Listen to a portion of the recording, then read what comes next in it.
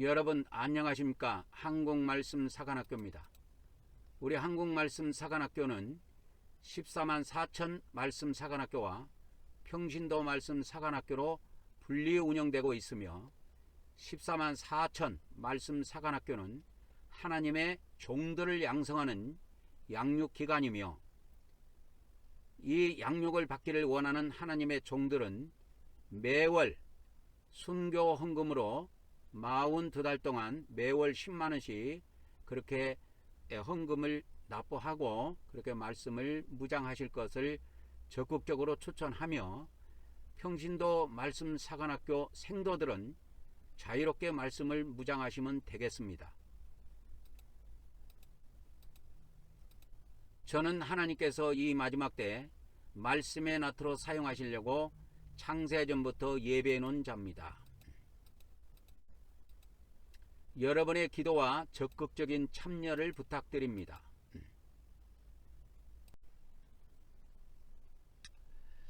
성부 하나님, 성자 하나님, 성령 하나님, 오늘 이 시간에도 우리 성삼위 하나님께서 이 말씀을 듣는 모든 자들에게 우리 성부 하나님의 은총과 성자 하나님의 은혜와 또 성령 하나님의 은사를 풍성하게 부어주셔서 오늘 또 증언되는 이 말씀이 온전히 심겨지게 하시고 또 30배, 60배, 100배의 결실을 거둘 수 있도록 우리 모두에게 복을 베풀어 주시옵소서.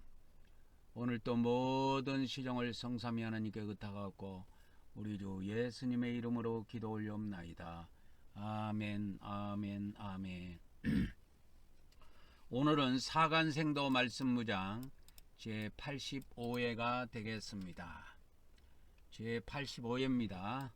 사람이 85세까지 살아도 요즘 나이로 결코 적게 산 나이는 아니 것입니다.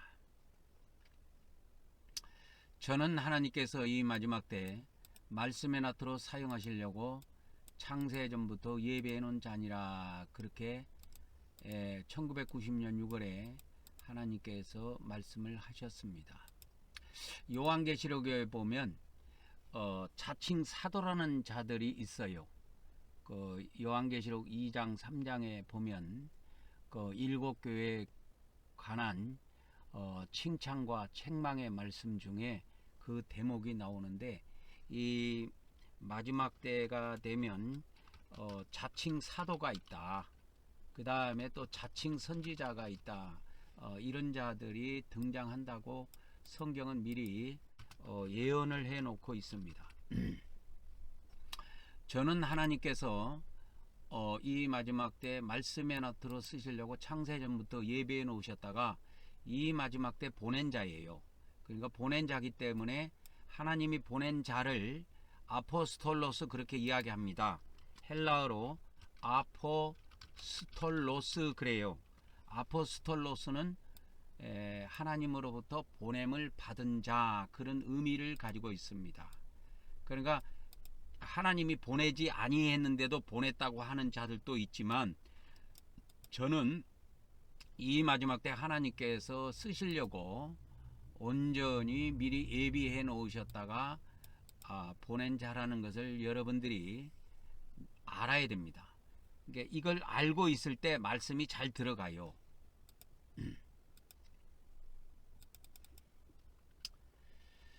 자, 오늘 또 마음이 온유한 자는 더 많은 진리를 받아 믿음과 행위로 구원받아 천국에 들어가지만 마음이 강팍한 자는 더 이상의 진리를 받지 못하고 믿음으로만 구원받는다고 하는 거짓교리에 빠져 그는 지옥에 던져지게 될 것입니다. 요즘에 우리가 요한계시록을 보고 있는데요. 이 요한계시록은 믿음의 방점을 찍은 것이 아니고 행위의 방점을 찍었어요. 그걸 잘 이해하셔야 됩니다. 이 말씀을 듣는 사람들이 대부분은 기독교인이거나 아니면 천주교인일 것입니다. 그리고 혹 기독교 목사나 천주교 사제들도 있을 거예요. 그러나 뭐 천주교인이 됐든 기독교인이 됐든 좌우지간 성경을 가지고 믿는 사람들이니까 공통 분모는 있는 것입니다. 집합으로 따지면 교집합이 있는 거예요. 우리에게는. 교집합이 있는 겁니다. 공통된 분모가 있다 이 말이에요. 성경이라는 그 신구약 성경이라는 공통 분모를 갖고 있는데 그 성경이라고 하는 공통 분모를 갖고 있는 자들이 믿음으로만 구원받는 것이 맞느냐, 믿음으로만 구원받는 것이 맞느냐, 믿음과 행위로 구원받는 것이 맞느냐고 했을 때 우리 개신교는 믿음으로만 구원받는다고 주장하는 종교예요. 종교. 성경이 아니고 기독교라고 하는 거. 교는 종교를 이야기합니다. 종교. 그래서 무슨 교, 불교하면 불교도 종교예요. 종교. 이 종교라고 하는 거는 카테고리가 있어요. 종교라는 것을 여러분 아셔야 됩니다. 이 종교라고 하는 거는 카테고리가 있어요. 그래서 이제 이 종교는 뭘 갖고 있냐면 경전이 있습니다. 경전이 기본적으로 있고 그 다음에 뭐가 또 있냐면 교리가 있어요. 교리. 여러분 경전하고 교리하고 똑같을 것 같지요? 천만의 말씀 전혀 다릅니다. 제가 계속 여러분들에게 말씀을 전해드리면서 우리 기독교에 경전이 있지요. 그러니까 모든 종교는 경전과 교리가 있어요. 모든 종교는 경전과 교리가 있습니다. 그런데 이 같은 경전을 사용하면서도 교리가 다를 수가 있습니다. 교리가 다를 수 있다. 그러면 교리의 차이가 있다. 교리의 차이가 있을 수가 있습니다. 그래서 지금 성경은 하나인데 교리의 차이를 갖고 있어요. 그래서 지금 우리 기독교 안에도 천주교, 그 다음에 동방정교, 그 다음에 개신교라고 하는 기독교 이렇게 크게 나눠져 있습니다. 경전은 똑같아요. 같은 경전을 써요. 경전이라고 하면은 우리가 성경을 이야기하는 겁니다. 기독교에서 성경을 이야기하는 거예요. 신약성경, 구약성경 다 합해서 하는 이야기입니다. 근데 경전은 같아. 근데 교리가 차이가 있어.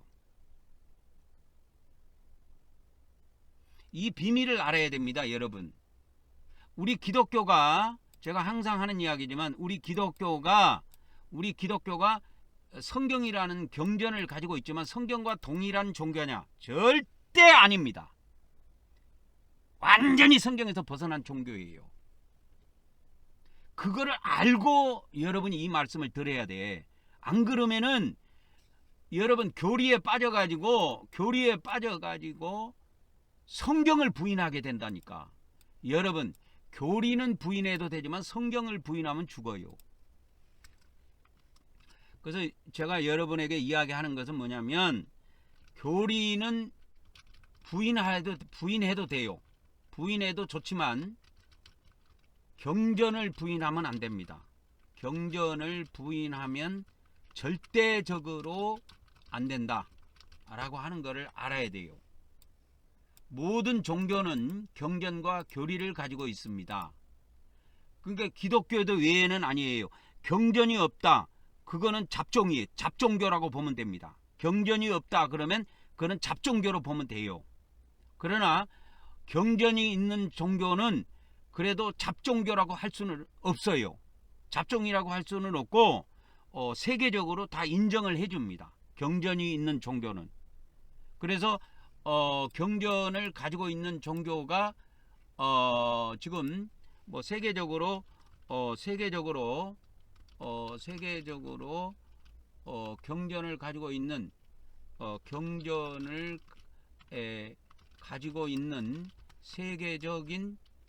세계적인 종교를 이렇게 살펴보면 뭐 기독교가 있지요.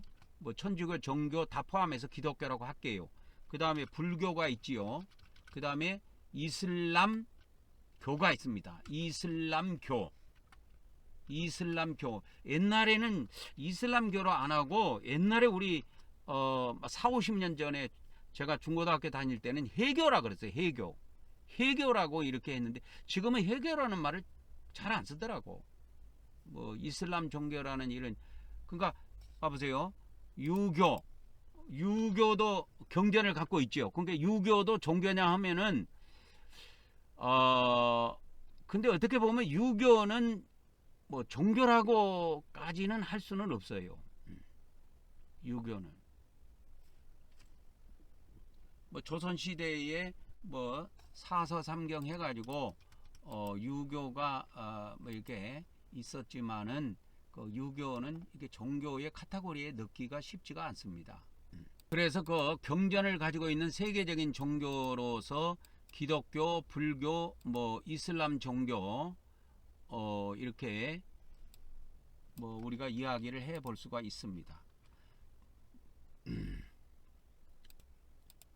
그래서 세계적인 종교로서는 기독교, 불교, 이슬람 종교, 그 다음에 인도에 있는 힌두교 있지요. 힌두교도 종교의 카테고리 안에 집어넣을 수가 있습니다. 그리고 유대교라고 하는 기독교에서 가지고 있는 구약성경 있죠. 구약성경만 믿고 있는 그 유대교가 뭐 이렇게 세계적인 종교로 이렇게 종교라는 카테고리 안에 집어넣을 수가 있습니다. 그러니까 경전을 가지고 있어요. 경전이 반드시 있어야 됩니다. 그리고 여러분 이 종교의 형태를 갖추려면은 경전만 있어서 되는 게 아니고 예배라고 하는 형태가 있어야 돼요. 신을 섬기는 어떤 예배 형식이 있어야 돼. 신을 섬기는 경배 행위가 있어야 됩니다. 종교가 하나의 이게 종교로서의 그래서 종교로서 갖춰야 할 요소가 몇 가지 있는데 첫째는 이제 경전이지요. 그 다음에 그 신을 섬기는 경배, 뭐 경배나 예배 좋습니다. 그 다음에 교리가 있어야 돼요. 교리가 있어야 됩니다. 그래서 경전만 있다고 종교가 되는 게 아니에요. 여러분이 기독교인이라면은 기독교인이 경전하고 똑같으냐, 기독교 교리가 경전하고 똑같으냐, 천만의 말씀 완전히 다릅니다. 그래서 이 종교의 특성을 알아야 된다니까요. 종교의 특성. 그래서 기본적으로 종교가 갖춰야 될 몇 가지 요소가 있는데 뭐 한 3가지 정도로 제가 축약을 했습니다. 이게 경전이 있어야 되고 불교는 불경이 있지요. 그 다음에 이슬람 종교는 꾸란이라고 하는 것이 있어요. 꾸란이라는 경전이 있습니다.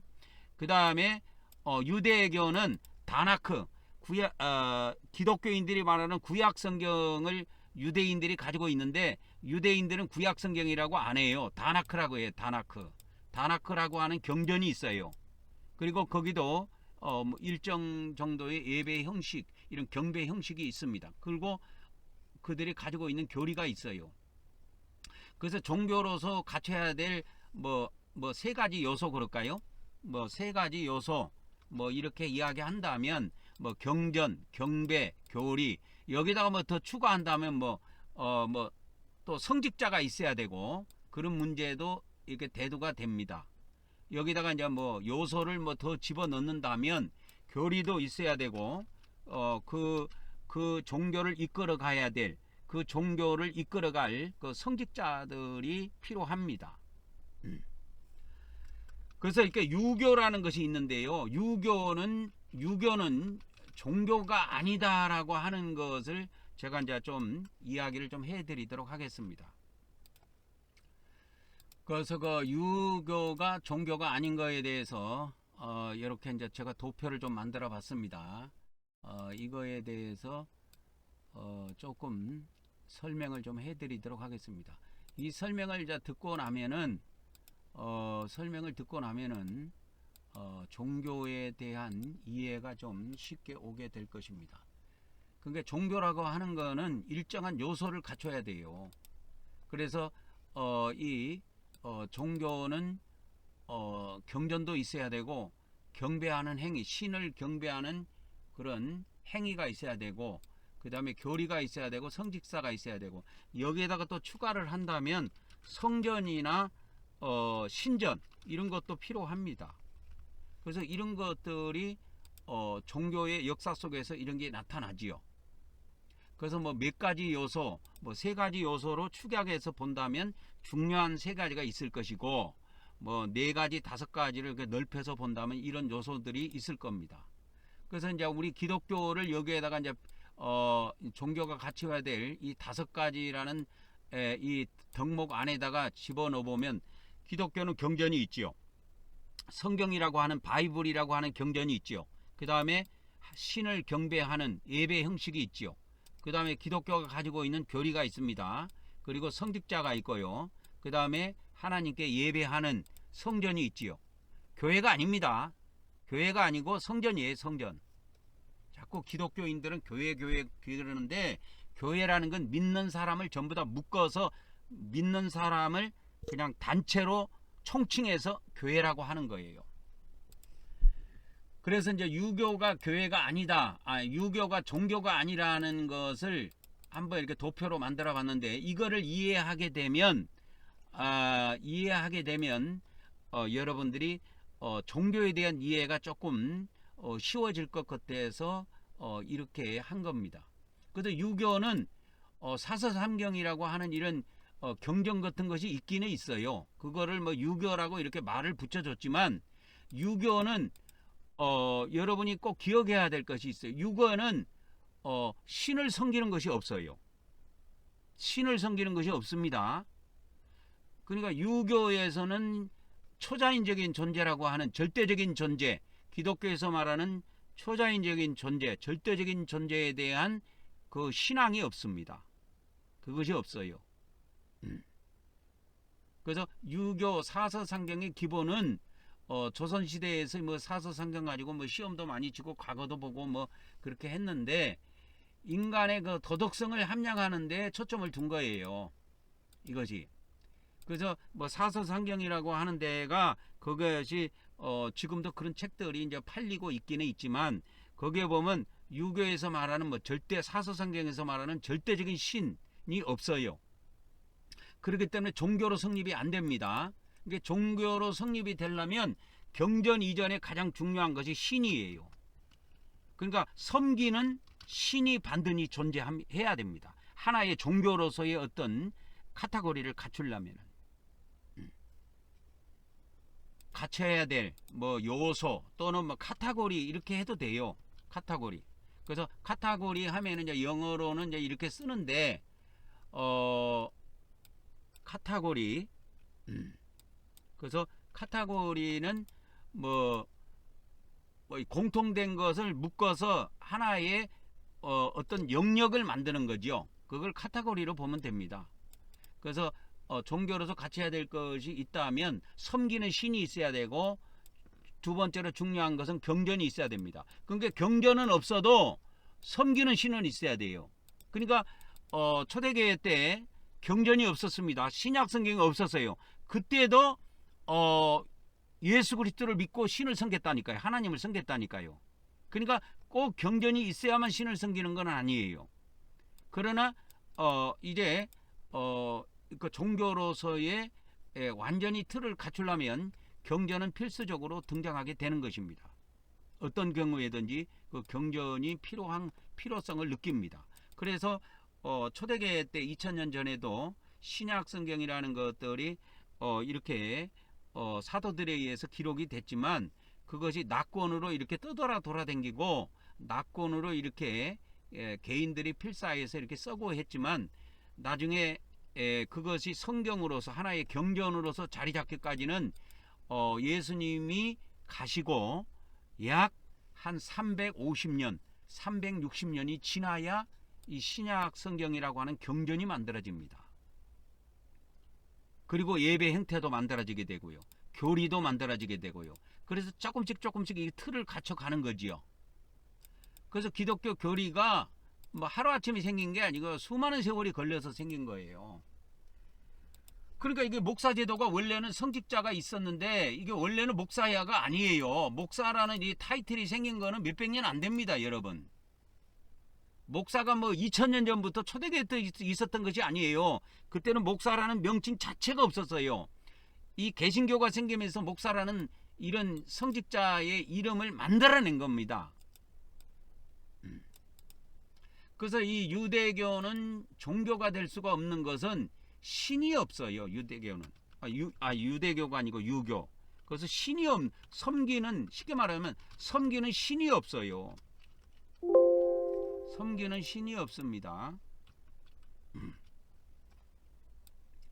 요거 하나만 봐도 유교가 종교가 아니라는 걸 알 수 있죠. 그리고 이제 유교는 이와 같이 저 책에 대한 무슨 교리라 뭐 그 어떤 그 종교를 체계화한 어떤 학설이 있어야 되는데 유교는 그런 것이 없어요. 그냥 성인들의 가르침 해가지고 사서 삼경 뭐 이렇게 그렇게 되어 있는 거죠.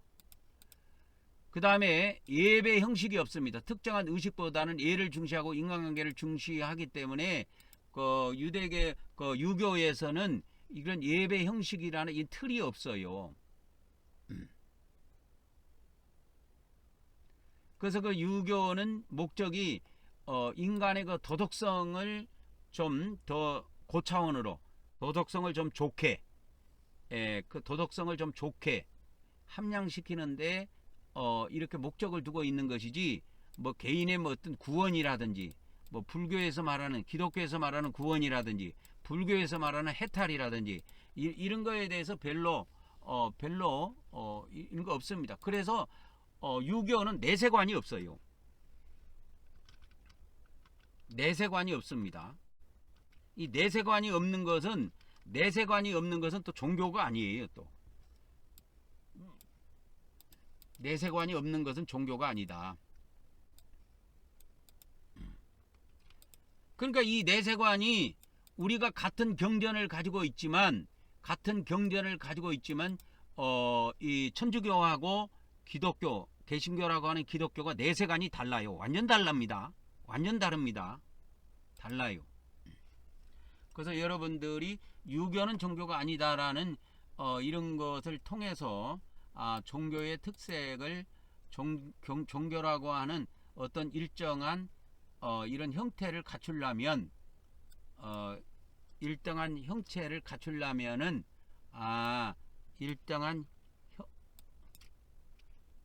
일정한 형태를 갖추려면은 섬기는 신이 있어야 되고 경전이 있어야 되고 경배가 있어야 되고 교리가 있어야 되고 성전이 있어야 되고 이런 6가지 요소들을 이렇게 살펴봤습니다.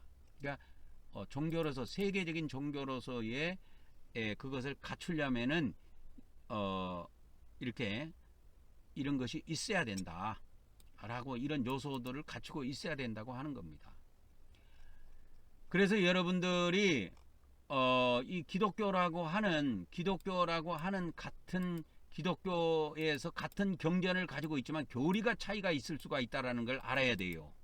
교리가 차이.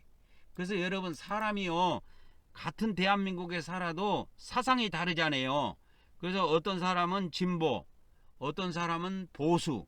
그래서 진보와 보수로 이렇게 나눠지잖아요. 정치도 그런 것처럼 같은 땅에 살면서도 그런 것처럼 같은 경전을 가지고 살아가면서도 교리가 다르게 나타나요. 이게 인간의 특색입니다. 이게 인간의 특색, 인간이 그런 특성을 가지고 있기 때문에 그렇게 나타나는 거예요.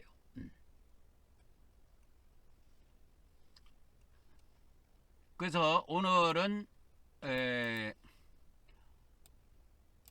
요한계시록에 나타난 이 행위에 대해서 좀 보려고 합니다.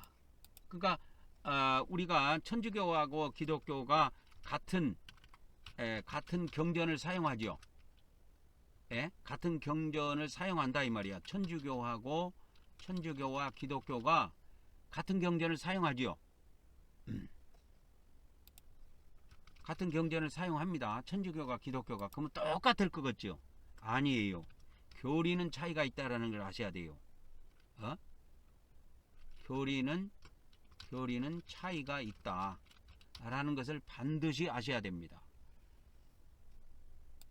그래서 이 교리를 보통은 이제 자기 종교를 옹호하기 때문에 뭐 천주교는 기독교를 이단이라고 하고 기독교는 또 천주교를 이단이라고 하고 그렇게 공격을 하는데 그렇게 할 것이 아니고 이 경전 안으로 들어가야 됩니다. 여러분, 경전 안으로 들어가서 무한반복해서 경전을 읽고 무한반복해서 경전을 계속 올바른 교리를 만들어내고 해가지고 그것을 전파해야 돼요. 제가 그 역할을 하는 겁니다. 여러분들에게. 그 역할을 여러분들에게 지금 하고 있는 거예요. 그래서 저는 천주교인 기독교인 따지지 않습니다. 뭐 동방정교인 뭐 천주교인 기독교인 따지지 않고 같은 경전을 저와 같은 경전을 사용하는 사람, 그러니까 신약성경과 구약성경을 다 믿는 사람들은 제가 전하는 이 말씀을 들을 필요성이 있습니다. 교리가 같은 경전을 가지고 있다 할지라도 똑같은 교리로 신앙생활하는 게 아니에요. 그러면 봐보세요. 교리는 차이가 있을 수가 있습니다. 그러면 여러분 또 한번 봅시다. 그러면 같은 천주교는 그러면 제외하고 같은 개신교 안에서도 무수히 많은 교파로 쪼개졌다 이게요. 왜 쪼개졌어요? 왜 쪼개졌어요? 쪼개진 이유가 뭐예요? 교리 때문이에요. 교리 때문에. 한마디로 말하면 교리 때문입니다. 교리가 차이가 나는 거예요. 왜?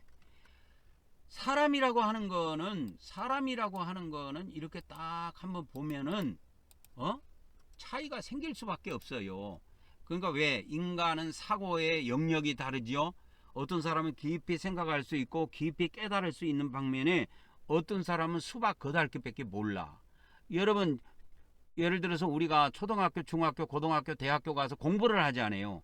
공부를 하지만 그 16년이라는 과정을 통해서 공부를 해도 다 그 똑같은 그 공부에서 대학교까지 졸업을 해도 수준 차이가 천차만별로 차이가 나는 거예요. 그래서 예를 들어서 초등학교부터 시작해서 대학교까지 우리가 공부를 합니다. 그죠? 공부를 하는데 수준이 천차만별이에요. 천차만별이다 이거예요.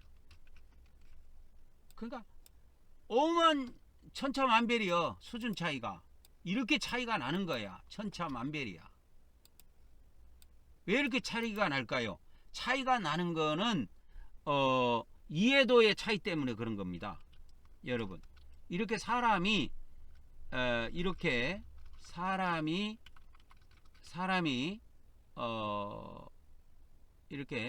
수준 차이가 나는 것은 깨달음이 다르기 때문에 그런 거예요. 깨달음에 차이가 있다 이거예요. 깨달음이 차이가 있는 거예요. 그래서 똑같은 학문을 공부해도 차이가 벌어져요. 수준 차이가 나는 거야. 같은 성경을 가지고도. 그래서 제가 요한복음은 은혜의 복음이다 이런 거 이야기해 주죠.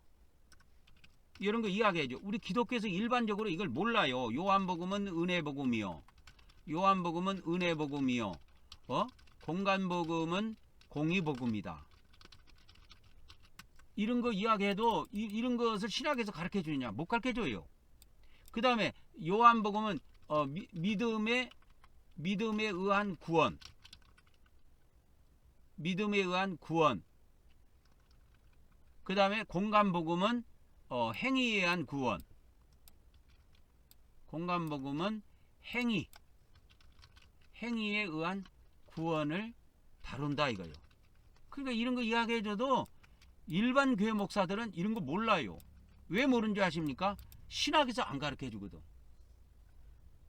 저는 이런 비밀을 성령님의 가르침을 통해서 배웠지 신학에서 배운 적이 없어요. 그래서 신학에서 안 가르쳐 주는 거 목사들이 그가 많은 성경을 읽고 많은 노력과 기도를 통해서 성령님을 통해서 그가 깨달음이 있었다면 몰라도 깨달음의 수준의 차이가 있기 때문에 차별이 생길 수밖에 없습니다. 그래서 요한복음은 믿음에 의한 구원이고 공간복음은 공의에 의한 구원이에요. 그러니까 우리가 지금 요즘에 요한계시록 하지 않아요. 요한계시록은 믿음에 의한 구원을 다루는 것이 아니고 행위에 의한 구원을 다룬다 이 말이에요. 요한계시록은 행위에 의한 구원을 다루는 거예요. 이 요한계시록은. 근데 우리 기독교에서는 행위에 의한 구원 자체가 없다니까. 근데 그런데 기독교 교리는 행위에 의한 구원 교리 자체가 없어요. 교리 자체가 행위에 의한 구원 교리 자체가 없습니다. 행위에 의한 구원 교리라고 하는 것이 없어요. 기독교에는. 그래서 이런 거 이야기하면 기독교 목사들이 뻥쩍을 해요. 야, 저건 뭐 이상한 이야기한다. 저거 우리 기독교가 아닌데. 기독교는 오직 믿음에 의한 구원이고 은혜에 의한 구원인데. 그래서 막 기독교 목사 혼선이 와요. 그게 성경에 있든 없든 별 상관을 안 해요. 그래서 다 쳐버립니다. 다 이단으로 쳐서 아작을 내서 죽여버립니다. 그래서 이 종교의 특성이 있어요. 그래서 이 종교의 특성이라고 하는 거는 교리가 한 번씩 딱 정해지면 그걸 안 바꿉니다. 그래서 종교의 이 특성이 있는데 한 번 정해진 교리는 절대 바꾸지 않는다 이거예요. 이게 특색이 있어요.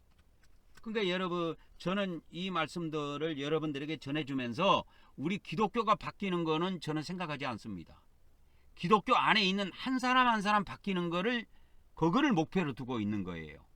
그래서 그런 사람들이 한 명 모으고 두 명 모아지고 세 명 모아지고 해서 14만 4천 명의 종들이 만들어지면 그때는 이제 상황이 달라지는 거예요. 그러니까 기독교는 기독교대로 계속 가는 거예요. 그게 종교의 특색입니다. 종교의 특성이에요. 기독교는 계속 기독교대로 가는 거예요. 그래서 한번 정해진 교리는 절대 바꾸는 일이 없습니다. 이건 불교도 마찬가지고, 이건 뭐 기독교도 마찬가지고, 이건 이슬람 종교도 마찬가지예요. 한번 정해진 교리는 그게 바꾼다고 하면은 종교가 하나 새로 생기는 거예요. 종교가 하나 새로 생길지언정 그 종교는 끝까지 그 교리를 가지고 갑니다. 그 종교가 멸망하는 때까지 가지고 가요. 그래서 한번 정해진 종교적 교리입니다. 그러니까 성경적 교리를 말하는 게 아니고 종교적 교리를 이야기하는 거예요. 한번 정해진 종교적 교리는 그 종교가 멸망할 때까지 바꾸지 않는다. 이 종교라는 특성을 알아야 돼요. 한번 정해진 교리는 절대 그 종교가 멸망하는 그날까지 절대 바꾸는 일은 없습니다. 그래서 이거를 알고 여러분들이 이 말씀을 드려야 돼. 그래서 저는 기독교를 바꾸려고 생각 안 해요.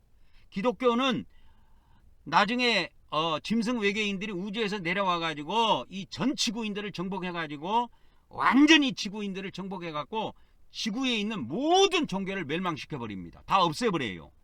기독교든 불교든 이슬람 종교든 뭐 힌두교든 유대교든 모든 종교를 싹 없애버리고 오직 짐승을 경배하는 종교로 바꿔버립니다. 그러니까 그때까지 이 기독교도 끝까지 갑니다. 그래서 이 마지막 때 짐승 외계인들이 지구에 와서 모든 종교를 멸하고 새 종교인 짐승을 경배하는, 이때는 짐승이 신이에요. 짐승을 경배하는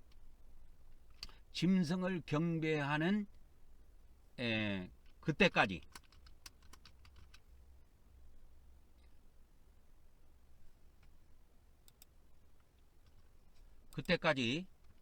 각 종교는 그대로 간다 이거예요.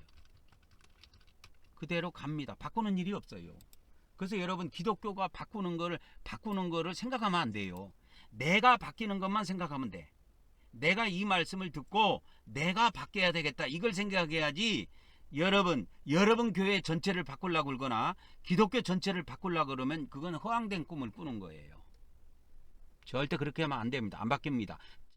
자기만 공격당해서 자기만 죽게 돼 있어요.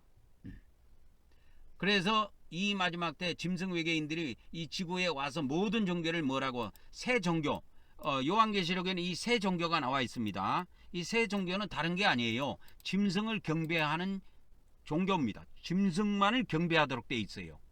두 번째 1260일입니다. 두 번째 1260일 동안 짐승을 경배하는 그때까지 각 종교는 그대로 갑니다. 그래서 기독교라고 하는 이 종교도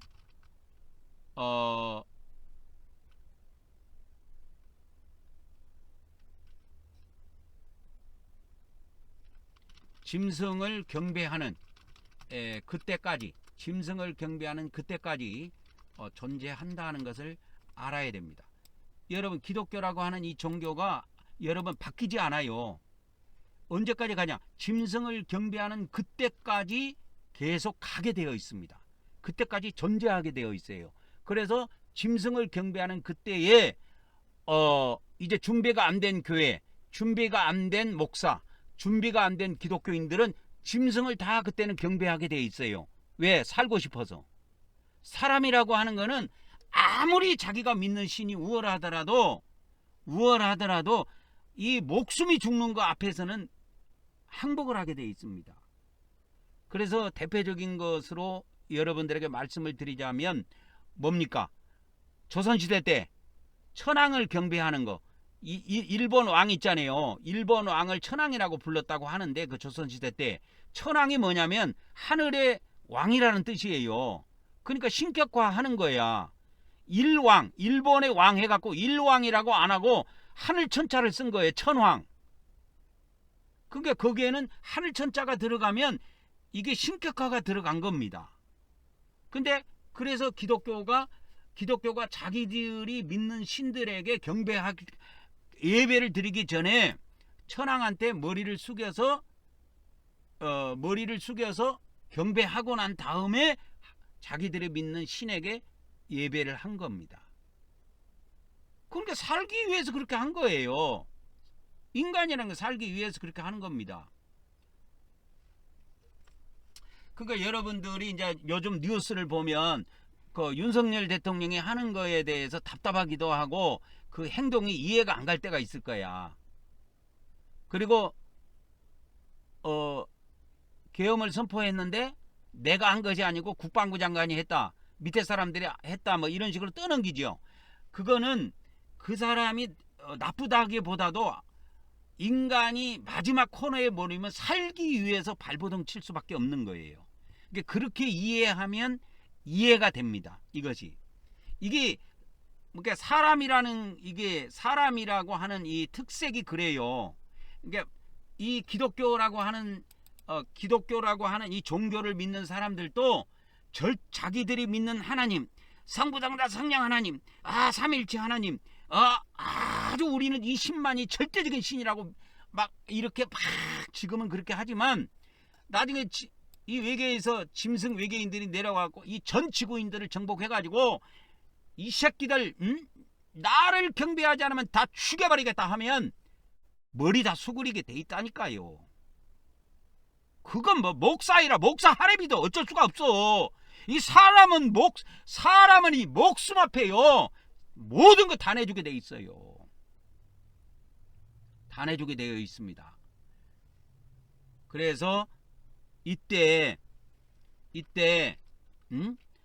전 지구상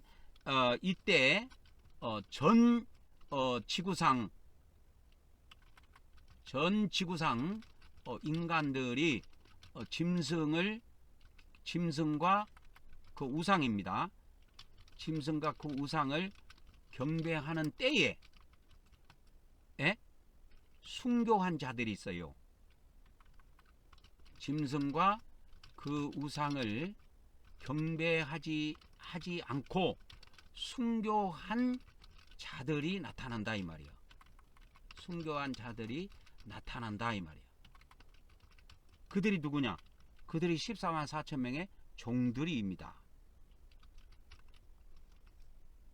그들이 14만 4천 명의 종들이에요. 그래서 이 기독교가 이 상태로 쭉 갑니다. 쭉 가다가 이제 이 마지막 때 완전히 이 지구의 대변혁이 한번 와요. 큰 환란이라고 하는 대변혁이 옵니다. 그래서 짐승과 우상을 경배하는 때, 이게 이제 대환란 때예요. 대환란 때. 이 대환란이라고 하는 진짜 이 지구가 만들어지고 나서, 지구가 창조되고 나서 이런 때가 단 한 번도 없었는데 이런 일들이 벌어진다고 하는 이야기입니다.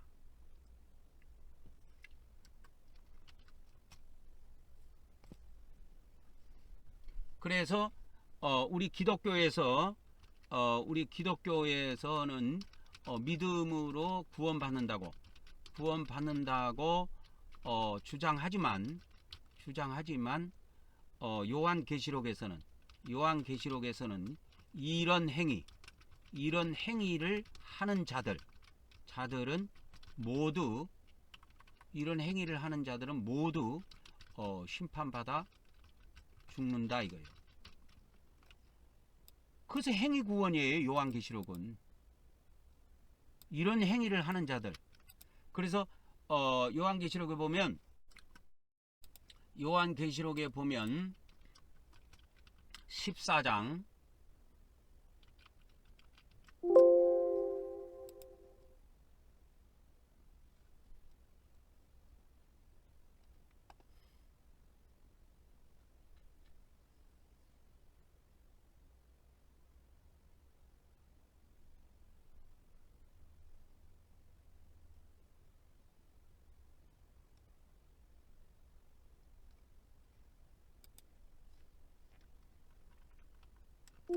14장에 이렇게 한번 쭉 보면은 뭐가 나오게 되냐면 이제 14장 9절에 이렇게 나옵니다. 세 번째 천사가 날아가면서 만일 누구든지 짐승과 그 우상에게 경배하고 이마의 표를 받으면 그도 하나님의 진노의 포도주를 마시리니 진노의 잔에 섞인 것이 없이 부은 포도주라. 거룩한 천사들 아까 어린 양 앞에서 불과 유황으로 고난을 받으리니, 이렇게 해갖고 이것이 쭉 나옵니다. 그래서 계시록 14장 9절부터 이렇게 쭉 나옵니다. 그래서 여기에다가 한번 요거를 한번 붙여 넣어 드릴게요. 성경 기절을. 그래서 요한계시록 14장 9절부터 보면은 요한계시록에 왜 이런 말씀이 나오는지 이해를 해야 돼. 그래서 요한계시록 14장 9절에 보면 세 번째 14장에 보면 첫째 천사, 둘째 천사, 셋째 천사가 이렇게 날아가면서 외치는 음성이 있습니다. 이거는 이제 세 번째 천사가 외치는 음성인데, 만일 누구든지 짐승과 우상에게 경배하고, 이게 나오죠. 만일 누구든지 짐승과 그의 우상에게 경배하고 이마에나 손에 표를 받으면, 이게 나오죠. 그도 이와 같이 불과 유황으로 고난을 받는다. 천사들 앞과 어린 양 앞에서 그도 세세토록 고난을 받게 된다. 그래서 그러면 그 고난이 불과 유황으로 고난을 받게 되는데, 그 고난의 연기가 세세토록 올라가리로다. 짐승과 그의 우상에게 경배하고 표를 받는 자는 누구든지 밤낮 쉼을 얻지 못하리라. 그렇게 기록하고 있습니다. 그러니까 요한계시록의 이게 핵심이에요. 요한계시록의 이게 핵심입니다. 그러니까 요한계시록은 우리 인간이 믿음 생활을 해도 이런 상황이 온다. 그때 나는, 우리 기독교는 행위로 구원받는 것이 아니야. 우리 기독교는 행위로 구원받는 것이 아니야. 그냥 내 마음속으로 예수님만 진실하게 믿고 있고 그러면 돼. 겉으로는 짐승과 우상을 경배해도 괜찮아. 육육표를 받아도 괜찮아. 이렇게 하면 다 죽는다는 거예요. 그래서 요한계시록에서는 이 행위 구원을 절대적으로 지지하고 있고 강력하게 주장하고 있습니다. 그래서 성도들의 인내가 여기 있으니 하나님의 계명, 하나님의 계명이 뭐냐? 이게 하나님 계명이요. 그때 뭐 십계명에는 뭐 여러 가지가 있지만 뭐 부모를 공경하라, 그 다음에 간음하지 말라, 살인하지 말라, 이런 계명들이 있지만 요한계시록에서는 계명 중에서 계명이 독특하게 있는 계명이 있는데 바로 이 계명입니다. 무슨 계명이냐면 짐승과 우상을 경배하고 이마나 손에 표를 받으면, 그러니까 표를 받지 말라는 거예요. 그러니까 하나님만 경배하고 짐승을 경배하지 말라는 것이 요한계시록의 핵심입니다. 그래서 이와 같이 짐승을 경배하고 짐승과 짐승의 우상을 경배하고 짐승의 표를 이렇게 받게 되면 세세토록 고난을 받게 된다. 불과 유황으로 이렇게 세세토록 고난을 받게 된다. 그래서 밤낮 쉼을 얻지 못한다. 쉼이라고 하는 것은 안식입니다. 안식. 그래서 성도들의 인내가 여기에 있으니 하나님의 계명, 예수님에 대한 믿음, 예수님에 대한 믿음 이렇게 보다도 예수의 믿음 이렇게 해야 돼요. 믿음을 지키는 자니라. 그러니까 지키는 거는 행위를 말하는 거예요. 행위입니다. 그래서 요한계시록에서는 이와 같이 행위를 다루고 있다라는 것을 우리가 잘 이해하셔야 됩니다. 그래서 아까 조금 전에 제가 말씀드렸듯이 요한계시록은 우리 인간들이 뭐 의도하든 의도하지 않든 그 인간의 의지하고 전혀 상관은 없이 짐승들이 우주에서 내려와서 무저갱에서 이 지구로 나와 가지고 이 지구상을 정복하고 지구 인간들을 다스린다고 하는 짐승 통치 시대가 온다 이 말이에요. 이것이 두 번째 1260일 기간입니다. 그러니까 이 두 번째 1260일 기간 안에 우리 기독교도 다 멸망을 하고 없어지고 오직 짐승만을 경배하는 그 시대가 온다고 하는 겁니다.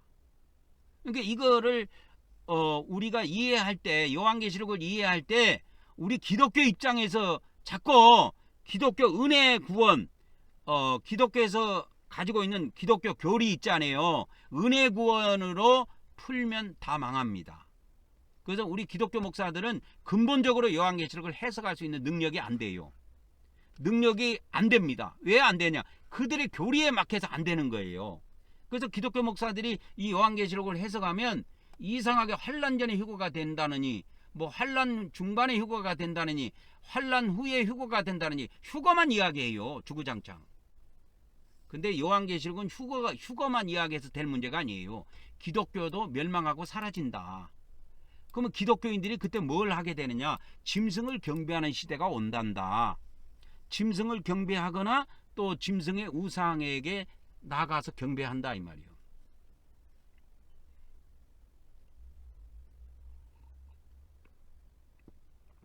북한에서는 이런 일들이 계속 벌어지죠. 그래서 북한에 보면은 김일성이나 그 김정일이 있잖아요. 이 동상을 만들어 놓고 그 북한 그 인민들이 가가지고 매일 아침 거기 가서 이게 머리 숙을 해서 경배를 하는 겁니다. 그러니까 이런 일들이 인자의 때에, 이 요한계시록이 이루어지는 인자의 때에 두 번째 1260일 기간 안에 이 지구상에서 이루어진다고 하는 것입니다. 그러니까 우리 기독교 목사들이 이 기독교 성경 안에 있는, 기독교 경전 안에 있는 이 요한계시록을 해석할 때 기독교 교리라고 하는 그 교리의 차원에서 이 요한계시록을 해석하면 영원히 못 풀고 그냥 멸망을 당해버립니다. 그래서 그렇게 하지 말라고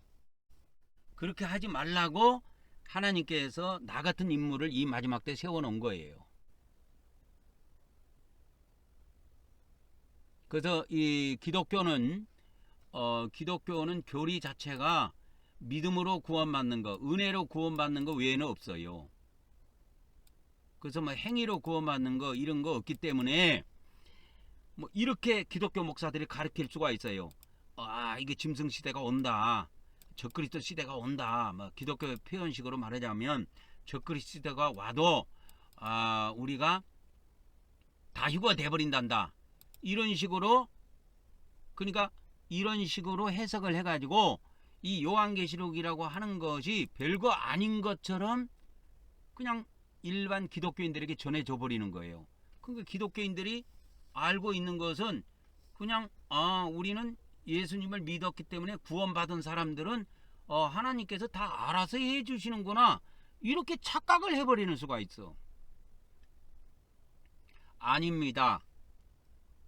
우리 기독교인들도 이 두 번째 1260일 기간 안에 이 지구상의 무저갱에서 이 지구로 내려오는 이 짐승들을 다 경배하고 그 우상을 경배하고 살 수밖에 없습니다. 그렇게 살게 돼 있어요. 그러니까 이런 것을 똑바로 알고 똑바로 전해줘야 돼요. 휴거 이런 이야기 하지 말고, 시잘데기 없는 거 이야기 하지 말고. 그래서 예수님께서는 제가 이 앞전에도 이야기했지만 마태복음 24장, 마가복음 13장, 누가복음 21장에 이게 종말장에 이 마지막 때 종말이 일어날 때 멸망에 가증한 것이 거룩한 곳에 선다. 그러니까 짐승 외계인들이 내려와 가지고 이 하나님의 성전에다가, 그러니까 기독교 성전에다가만 세우는 게 아닙니다. 뭐 이슬람교 신전, 그 다음에 불교 절이라고 그러나요? 불교도 뭐 신전이라 그럴게요. 불교도 신전이 있고 이슬람 종교도 신전이 있고, 모든 종교는 신을 섬기는 아까 성전이 있다 그랬죠. 성전이라고 하는 그 신전이 있는데 거기에다가 모든 짐승의 우상이 다 세워집니다. 이 마지막 때. 그래서 이 지구의 모든 종교는 다 사라지고 모든 교리는 사라지고 오직 짐승만을 경배하는 시대가 오게 됩니다. 그래서 이 요한계시록의 핵심을 잘 잡아야 돼요. 요한계시록의 핵심은 이 지구상 인간들이 이렇게 살다가 어느 날 대환란이라는 것이 온다. 그러면 대환란이 왜 오느냐? 하나님께서 계시록 이제 12장에 보면, 계시록 12장에 보면 하나님께서 천사들을 보내 가지고 그 우주에 있는 마귀들을 다 내쫓아 그래요. 이 지구로. 그러니까 잡힌 놈들은 무저갱에 들어가는 것이고 일부는 남겨져 가지고 이 지구로 내려옵니다. 그러니까 마귀들도 내려오고, 그래서 붉은 용과 그의 천사들도 내려오고, 그때 짐승들도 내려옵니다. 그러니까 이 짐승이 누구냐? 성령님의 가르침. 성령님의 가르침은 뭐냐? 짐승은 뭐냐면 마귀들이 만든 존재래요. 우주에다가 만들어 놨대요. 그래서 여러분들이 그 유튜브라든지 그 인터넷에 검색해서 보면은 그 외계인들이 하는 짓거리 중에서 하는 짓이 있어요. 뭐냐면 사람을 납치해 간다든지 이 세상에 그 동물 소 같은 거 있지요. 그 성기만 딱 오래 가요. 성기만. 그래서 이게 미국 같은 데서도 이러한 사건들이 많이 터졌는데 성기만 딱 오래 가는 겁니다. 그 성기 있는 데만 딱 오래 가갖고, 그러니까 오래 가니까 그 소는 죽지요. 그런 걸 가져가 갖고 연구해 가지고 이제 교배를 시켜 가지고 지구가 연구해 가지고 이 세상에 뭐 한구석 박사처럼 이렇게 뭐니까 저기를 하는 겁니다. 세포를 이렇게 복제해 가지고 개도 만들어내고 양도 만들어내고, 그렇게 해서 인간들도 이 세상에 복제를 해갖고 뭘 만들어내잖아요. 이게 동물들을. 그런 것처럼 마귀들도 그 짓을 한 거예요. 이 지구상에 있는 모든 동물들을 다 채취해가지고, 그 세포들을 채취해가지고 성기들도 오래 가가지고 연구를 한 거예요. 자기들이. 그래가지고 이 짐승들을 만들어낸 겁니다. 그래서 이 짐승은 그 종류가 엄청 다양하대요. 어마어마하게 다양하대요. 그러니까 어마어마하게 다양하냐? 뭐 쉽게 이야기하자면 이 지구상에 있는 동물 있지요. 뭐 바퀴벌레까지 다 포함해 갖고, 뭐 굼벵이까지 다 포함해 갖고, 이 동물이라고 하는 모든 존재는 우주에도 그와 유사한 것들이 존재한다고 보면 됩니다. 왜? 마귀들을 그렇게 만들어 놨다니까. 그러니까 얘들이 어느 날 얘들이 어느 날 이 지구상에 하나님이 천사들이 때가 돼가지고 하나님이 이제 우주에다가 보낸다니까. 천사 미가엘과 그의 군대를 보내요. 그 요한계시록 12장에 나옵니다, 여러분. 요한계시록 12장 7절부터 보면은 하늘에 전쟁이 벌어져요.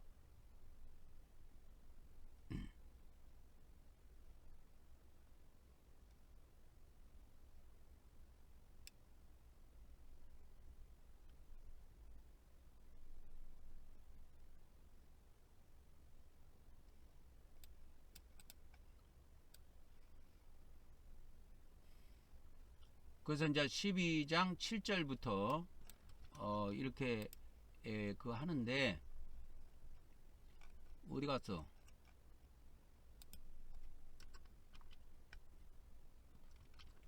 그래서 이제 12장 7절부터 보면은 뭐가 있냐면 이 마지막 때 이 두 짐승 시대가 오려면 반드시 하늘에 전쟁이 먼저 있어야 돼요. 이렇게 두 짐승 시대가 도래하려면, 그렇게 제가 제목을 잡아줄게요. 이게 두 짐승 시대가 도래하려면 뭐가 있어야 되냐면 하늘에 전쟁이 있어야 돼요. 하늘에 전쟁이 있어야 돼요. 하늘에 전쟁이 있어야 됩니다. 하늘의 전쟁을 통해서 마귀 세력들이 이 지구로 내어 쫓긴다 이거예요. 내어 쫓기는 일이 있습니다. 이게 있어야 돼요. 이게 언제 있느냐? 요 무렵에 있습니다. 두 번째 1260일 이전에 이 사건이 터져요. 이 공백 있지요. 두 번째 1260일 이전에 이게 터집니다. 그래서 하늘의 전쟁이 계시록 12장 7절에 보면 하늘의 전쟁이 있으니 미가엘과 그의 천사들이, 이게 사자는 천사들을 말해요. 용과 더불어 싸울 때 용과 그의 천사들도 싸우나 이기지 못하여 다시 하늘에서 그들이 있을 것을 얻지 못한지라. 그래서 큰 용이 이 땅에 이제 내어 쫓기는 겁니다. 그래서 이름이 에뱀이라고도 하고 마귀라고도 하고 사탄이라고도 하는 이 붉은 용이 온천을 깨는 자가 이 땅에 쫓기는 거예요. 이 땅은 뭐냐? 지구예요. 지구로 쫓겨 내려옵니다. 지구로 쫓겨 내려와요. 그러니까 그의 사자들, 그의 천사들도 함께 내쫓기는 겁니다. 그러니까 지금 계시록 12장 7절, 8절, 9절에는 그의 사자들도 이렇게 쫓겨 내려온다고만 돼 있는데, 여기에 보면 헬라어에 이게 천사들로 돼 있어요. 그러니까 그 붉은 용의 천사들 때 다 내어 쫓기는데, 내어 쫓기는데 어떤 일이 벌어지느냐? 이 땅과 바다에는 이들이 이제 내어 쫓겨 가지고 어떤 일이 벌어지냐면 이 땅에 화가 미치는 거예요. 그래서 땅과 바다에는 화 있을진저. 그래서 마귀가 자기 때가 얼마 남지 않은 줄을 알므로 크게 분내어 너희에게 내려갔습니다. 그래서 이 지구상에 내려온 거예요. 마귀가 내려옵니다. 그래서 마귀를 그 용이라고도 해요. 뱀이라고도 하고. 그래서 이 땅이라고 하는 이 지구에 내어 쫓긴 것을 보고 이 붉은 용이 여자를 박해해요. 그래서 여자를 박해하는데 이 여자가 뭐냐? 이게 준비된 여자야. 이 여자는 그냥 알곡 백성이라 그럴게요. 내가 알곡 백성들입니다. 이 알곡 백성들만 보호처에 들어가게 돼 있어요. 그래서 이 여자가 큰 독수리의 두 날개를 받아 광야로 이동합니다. 한때 두때 반때를 그러니까 광야로 날아가. 이 광야는 어디냐면 예수님이 산으로 도망하라 그랬잖아요. 유대에 있는 자들은 산으로 도망하라 그러는데 그 산이 있는 광야를 말하는 거예요. 여기에 보호처가 건설이 된 산이라 그랬지요. 그래서 광야 자기 곳으로 날아가. 자기 곳이라고 하는 거는 정해진 데가 있어요. 그래서 거기서 뱀의 낯을 피해. 이 뱀은 붉은 용입니다. 그래서 이 뱀을 마귀라고도, 여기는 마귀라고 12절은 마귀라고 했고 13절은 용이라고 그랬고 14절은 뱀이라고 그랬어요. 뱀의 낯을 피하여 한때 두때 반때 3년 반입니다. 3년 반 동안 이 보호처 자기 장소에서 보호를 받습니다. 그래서 여자가 뒤에서 이렇게 자, 뭡니까?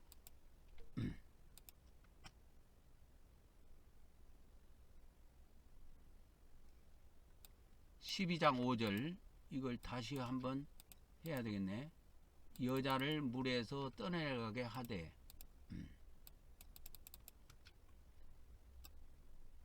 그래서 이제 여자의 뒤에서 뱀이 이게 또 붉은 용입니다. 마귀가 그 입으로 물을 강같이 토하여 여자를 떠내려가게 하려 하되 땅이 여자를 도와줘요. 이 땅이 도와준다는 것은 이 여자가 땅 아래로 들어가게 됩니다. 땅 아래. 그것이 히포메노라 그랬지요. 땅이 입을 벌려요. 그래서 강물을 다 삼켜버립니다. 이 말은 뱀의 공격을 피해서 여자가 땅 속에 들어가서 살아남는 비밀이 여기에 들어가 있어요. 그리고 나머지 여자들이 있습니다. 여자의 남은 자손이라고 하는 이 남은 자손이 있는데 이들도 하나님 계명 지키고 예수님을 믿는 자들이에요. 예수의 증거를 가진 자들이라고 나오지요. 하나님의 계명을 지키고 예수님을 믿는 자들인데 이 붉은 용이 이들을 다 집어삼켜 버립니다. 이 여자의 남은 자손들과 싸우려고 하죠. 그러니까 이게 나머지 기독교인들이에요. 나머지 기독교인들인데 이 나머지 기독교인들은 용을 숭배하게 됩니다.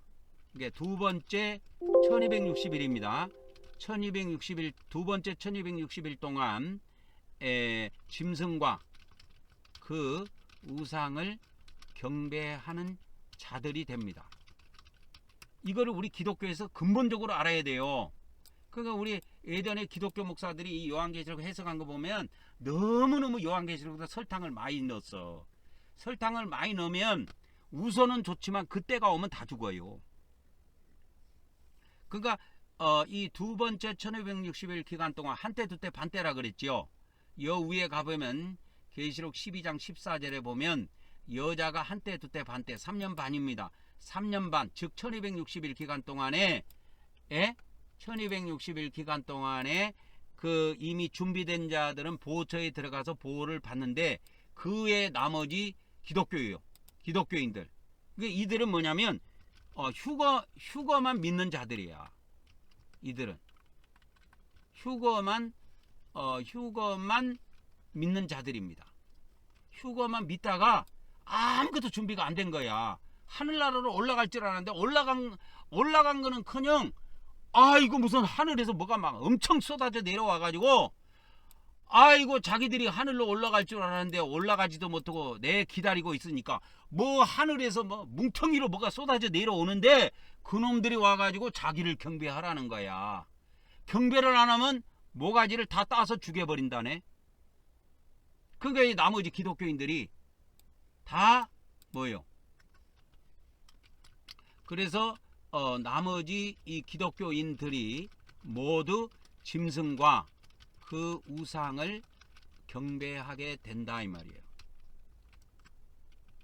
이때 14만 4천 명 14만 4천 명의 종들만이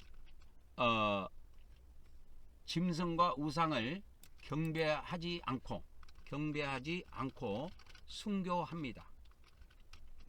그러니까 이들은 왜 이렇게 순교할 수가 있느냐? 미리 이제 말씀을 무장해가지고 이런 것을 다 알고 있어. 그래가지고 뭐 짐승을 경배하고 또 짐승의 우상을 경배하고 산다 한들 내가 1260일밖에 못 산다. 3년 반이에요. 1260일밖에 못 산다. 그러니까 1260일 동안 밖에 못 산다는 걸 알기 때문에 구차하게 3년만 더 살라고 이상한 짓 안 하는 거예요. 그래서 짐승과 우상을 경배하지 않고 순교해버립니다. 그러니까 이들은 그렇게 순교할 수 있도록 하나님께서 능력으로 붙잡아 주시고 또 이미 그들이 그런 말씀들을 저와 같은 이런 종들을 통해서 말씀들을 계속 무장해 갖고 이미 딱 그 믿음이 이미 다 스탠바이 준비된 자들이야. 그렇기 때문에 이게 가능한 겁니다. 그러나 나머지 기독교인들은 휴거만 믿다가 자기 목사가 휴거 된다고만 하니까 아멘 하다가 하늘로 올라갈 줄 알고 계속 기다리도 안 올라가고 뭐가 갑자기 하늘에서 막 쏟아져 내려온 거야. 자기들이 하늘로 올라갈 줄 알았는데 올라가지도 못하고 갑자기 하늘에서 뭐가 막 뭉텅이로 쏟아져 내려오는데 그 이상한 놈들이 내려와가지고 오늘부터 내가 너희들의 신이다. 나를 숭배하라. 하면서 괴물 같은 놈들이 나타나가지고 이야기를 하니 이 지구에 살고 있는 이 인간들이 기겁을 하는 겁니다. 그래서 지구에 있는 모든 종교가 이때 다 사라지게 되고 모든 종교가 이때 지구에서 다 사라지게 되고 다 오직 새로운 종교만 남게 됩니다.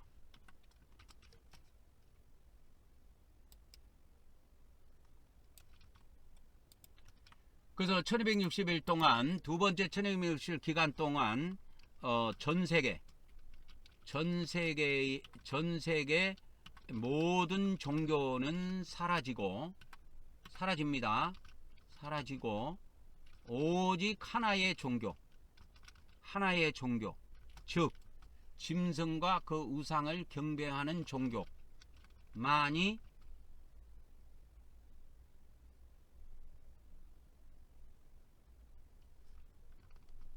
있다는 겁니다. 모든 종교는 다 사라져요. 전 세계 모든 종교는 다 사라지고 오직 하나의 종교, 즉 짐승과 그 우상을 경배하는 종교만 있다는 겁니다.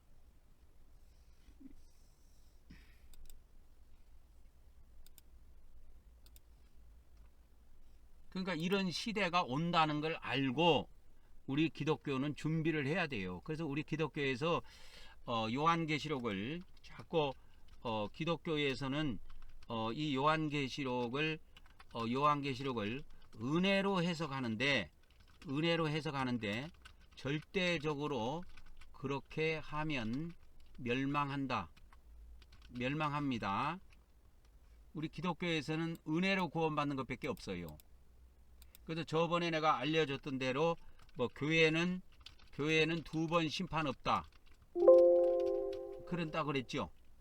이게 이제 환란전 휴거론자들, 환란전 휴거론자들이 이렇게 주장을 합니다. 교회는 두 번 심판 없다. 환란전에 다 휴거된다. 하는 요상한 교리들을 퍼뜨려요. 절대 이렇게 안 됩니다. 쫄딱 망합니다.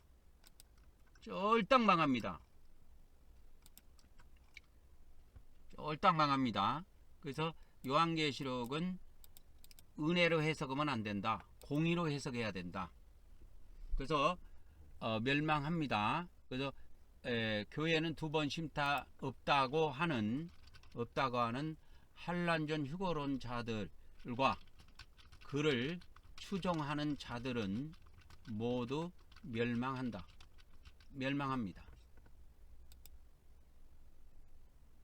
전부 다 멸망합니다. 그리고 우리 기독교에서 은혜로 오직 은혜로만 구원받는다고 하는 자들도 모두 이 마지막 때 멸망합니다. 그래서 준비가 안 된 상태에 있다가 다 짐승 경배하다가 멸망당해 죽습니다. 우리 인간은 은혜로만 구원받는 것이 아니에요. 그래서 요한계시록에서는 행위를 엄청 중요시 여깁니다. 그래서 이 요한계시록에서는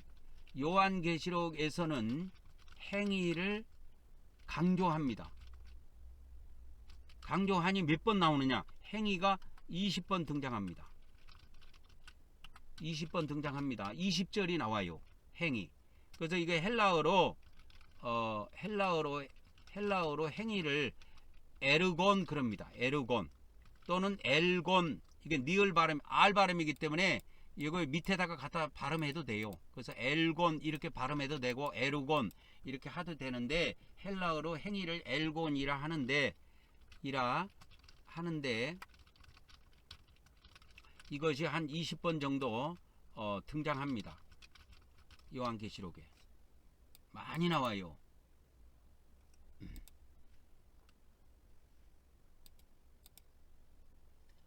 그래서 요한계시록에 보면은 그 행위가 한 20번 정도 이렇게 에러곤 해가지고 등장을 합니다. 한 20번 정도 나와요.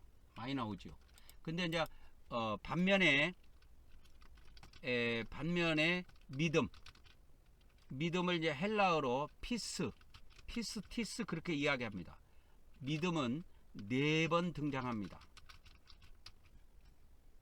어디에 그렇게 하냐면 요한계시록에 그 말입니다.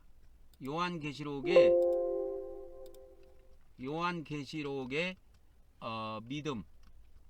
믿음은 4번 등장합니다. 4번. 그 믿음을 헬라어로 피스티스라 그래요. 피스티스. 4번 등장합니다. 그러니까 여기에서 벌써 알 수 있는 것이 뭐예요? 4번하고 20번은 벌써 5배 차이가 나지요. 그래서 요한계시록에서 이렇게 행위가 그렇게 중요하다는 것을 강조하고 있다는 것을 알아야 됩니다. 근데 우리 기독교는 행위에 대한 구원론, 행위에 의한 구원론 자체가 존재하지 않아요.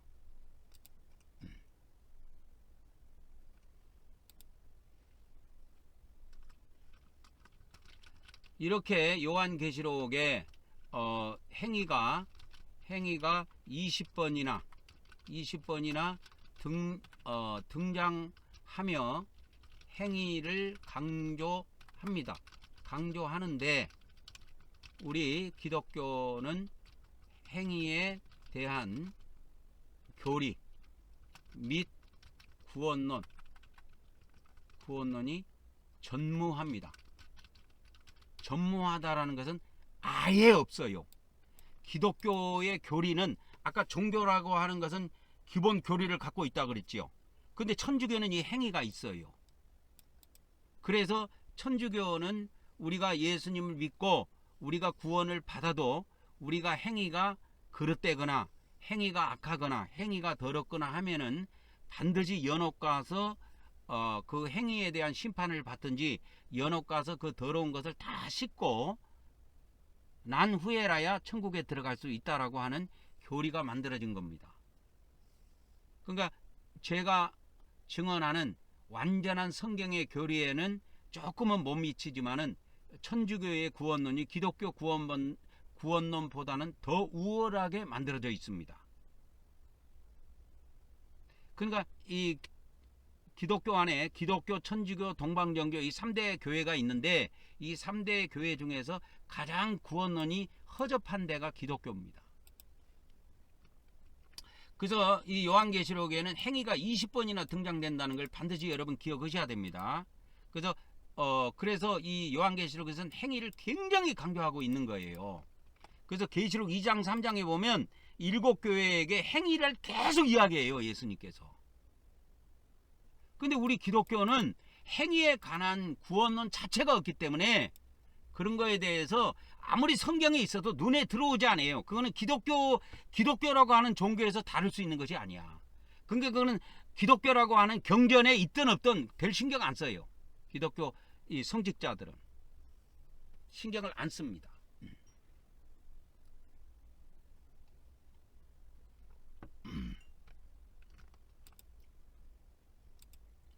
그래서 그 성경 이게 행위에 대해서 20번 나온 거를 제가 한번 보여드릴게요. 그래서 그 요한계시록에 보면 요한계시록의 총 주제는 행위에 대한 경고와 행위 심판입니다. 이게 요한계시록의 주제라고 보면 돼요. 주제. 그러니까 요한계시록의 총 주제가 뭡니까? 그러면 누구에 대한 행위입니까? 믿는 자들에 대한 행위예요. 교회에 대한 행위입니다. 그래서 믿는 자들에 대한 행위의 경고와 그 행위에 대해 심판을 하겠다는 것이 요한계시록의 총 주제입니다. 근데 우리 기독교는 애석하게도 행위에 대한 교리 자체가 없어요. 행위에 대한 구원론 자체가 없어요. 없다니까. 그냥 믿음에 의한 구원, 그 다음에 은혜에 의한 구원, 이것만 있지 행위에 대한 것을 정리해 놓은 것이 없다니까. 원래 그것이 기독교 종교의 카테고리예요. 그래서 이 기독교 종교라는 것이 뭔지를 여러분이 이해를 해야 돼. 기독교 종교라고 하는 것이 어떤 종교인지 아까 제가 종교를 설명해 드렸잖아요. 종교를 설명해 드렸는데 기독교라고 하는 종교의 특성을 이해해야 됩니다. 기독교라고 하는 이 개신교라고 하는, 자 보세요. 개신교라고 하는 이 종교, 개신교라고 하는 종교, 이걸 뭐 기독교라고 뭐 부르는데, 종교, 이걸 기독교라고 하는데, 개신교라고 하는 종교인 기독교의 특성은 뭐냐? 특성은 오직 믿음으로 구원 받는다는 교리를 가진 종교다 이거예요. 아까 제가 종교가 되려면은 몇 가지 요소를 가지고 있어야 된다고 그랬죠. 자기들이 섬기는 신이 있어야 되고, 그 다음에 경전이 있어야 되고, 그 다음에 교리가 있어야 된다고 했지요. 그 다음에 뭐 교리를 가리키는 성직자도 있으면 좋고요. 그 다음에 그 성직자가 그 성전 안에서 가르치면 더욱 좋겠지요. 그래서 이러한 것들, 일정한 이러한 것들을 갖추고 있을 때 이 종교로서의 이제 역할을 다 하게 되는데, 그러면 이 개신교라고 하는 이 기독교의 특성은 뭐냐? 오직 믿음으로 구원받는다는 교리를 가진 종교예요. 그리고 오직 은혜로 하나님의 은혜, 오직 하나님의 은혜로 구원받는다고 하는 종교입니다. 종교다 이 말이야. 이게 개신교의 기독교의 특성이에요. 그러니까 기독교는 이런 것을 기반으로 하는 종교이기 때문에 이 요한계시록에 행위가 나와도 그 행위에 대해서 별 관심이 없습니다. 뭐 이런 거에 대해서 별로 신경 안 써요. 그래가지고 자기들이 교묘하게 이 교리를 만들어내는 거예요. 환난 전에 휴거되느냐, 환난 중반에 휴거되느냐, 환난 후에 휴거되느냐, 휴거만 주구장창 이야기하는 거야. 왜? 기독교의 특성은 은혜로 구원받는 것이기 때문에 이 요한계시록도 은혜로 해석한다니까. 그래서 이 기독교 특성으로 인해 어떻게 해요? 요한계시록도 은혜로 구원받도록 해석한다 이 말이야. 그렇기 때문에 엉터리예요. 기독교 목사의 요한계시록 해석은 엉터리가 답입니다. 맞는 것이 없다고 보면 돼요. 다 엉터리예요. 왜 그러냐면 이 기독교라고 하는 종교 특성 때문에 그래요. 기독교라고 하는 이 종교는 요한계시록도 은혜로만 구원받도록 해석해야 돼요. 왜? 자기들의 구원론 자체가 무슨 공의로 구원받고 뭐 행위로 구원받고 이런 교리 자체가 없어. 그거는 기독교의 범주 안에 안 들어가요. 그거는 성경 안에 있는 문제지 기독교라고 하는 종교하고는 아무런 상관이 없어요. 그래서 얼마 전에 이 말씀을 듣는 기독교 장로교 목사님 중에 한 분하고 제가 통화를 했는데, 교단에서 이제 뭐 요한복음은 은혜로 구원받는 거다, 공간복음은 행위로 구원받는 거다. 그래서 요한복음은 은혜에 의한 구원, 공간복음은 공의에 의한 구원, 이런 거를 교단에서 작년 마지막에 교단 목사님들이 모여 있을 때 설교하다가 이거 갖고 도전이 있었다는 거예요. 그래서 설교를 중간에 중단하게 됐다는 거예요. 왜? 기독교 목사들은 그냥 반발하거든요. 그게 성경에 있든 없든 그거는 별 상관 안 해요. 자기들의 경전이 뭐라고 말하는 것이 중요한 것이 아니고 자기 기독교라고 하는 종교의 교리를 지키는 게 중요한 거야. 그래서 여러분 이걸 잘, 제가 이야기하는 걸 무엇을 이야기하는지 여러분이 잘 이해하셔야 됩니다. 그래서 종교라고 하는 것하고 경전하고는 별개의 문제예요. 그래서 우리 기독교의 특성으로 인해 요한계시록도 뭐로 해석한다? 은혜로 구원받도록 해석할 수밖에 없어. 그래서 이런 환난전 휴거, 이렇게 휴거만 이야기하는 거예요. 기독교에서는. 그래서 기독교의 요한계시록 해석은 휴거 외에 별다른 내용이 없다 이 말이요. 저것이 뭐 보호처에 들어간다느니 뭐 저 우주에서 짐승들이 내려온다느니 뭐 이런 거 없어요. 그냥 휴거만 이야기해요. 그래서 이 휴거가 우리 기독교 안에서 그 요한계시록 해석을 종합해 보면 세 가지로 나눠져 있습니다. 휴거가 세 가지예요. 환란 전 휴거 세 가지. 환란 전 휴거, 환란 중 휴거, 환란 후 휴거. 이게 휴거의 시기만 차이만 있을 뿐이지 기독교의 요한계시록 해석은 거의 휴거로 통일돼 있어요. 그래서 뭐 보호처를 만들어야 되느니 보호처에 들어가야 환란을 피하느니 이런 건 몰라요. 모릅니다.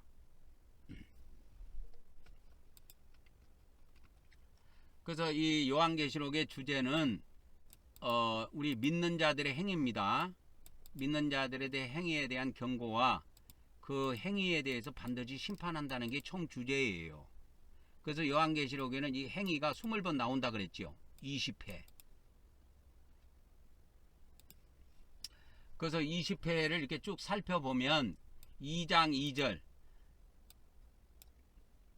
성경 기절부터 제가 불러드릴게요. 2장 2절, 2장 5절, 그 다음에 2장 6절, 2장 9절, 2장 13절, 2장 19절, 그 다음에 2장 22절, 2장 23절, 2장 26절, 3장 1절, 3장 2절, 3장 8절, 3장 15절 이렇게 해가지고 나온다 이거예요. 그러면 요 7교회에게 하신 말씀이 이게 많이 지금 이게 나오는데 몇 번 나오는가 한번 봅시다. 자, 7교회 여기 보면은 13번 나오네요. 그러니까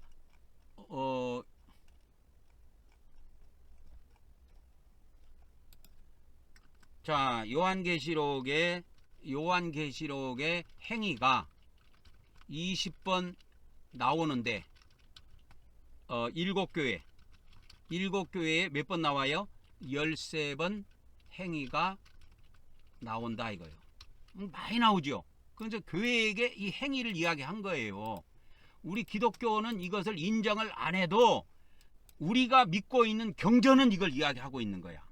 우리 기독교라고 하는 종교가 가지고 있는 경전이 있잖아요. 이 경전이 성경인데 이 성경에서는 요한계시록에서는 이 행위의 중요성, 이 행위의 구원에 대해서 굉장하게 강조한다고. 그래서 요한계시록 7교회에게 행위가 13번 등장해. 금방 내가 찾아줬잖아.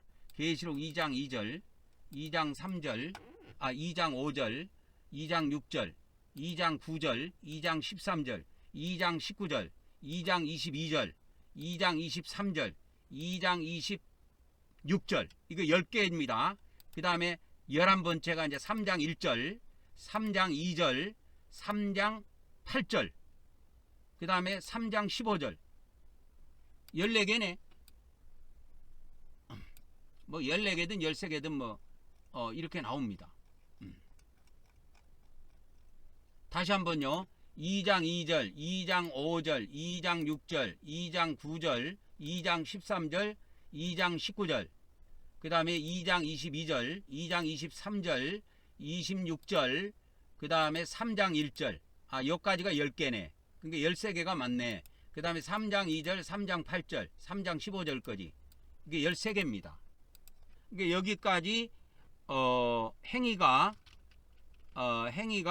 7교회에 13번 등장한다 이 말이에요.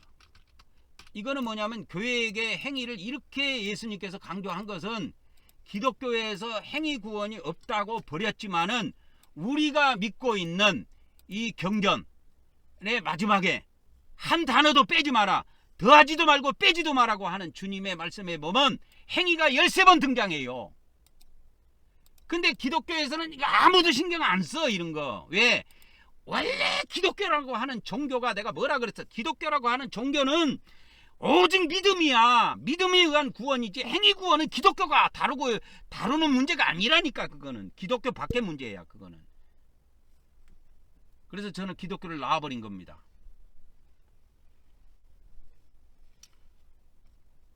그래서 저는 기독교 밖에서 기독교를 향해서 증거하는 거예요. 이 말씀을.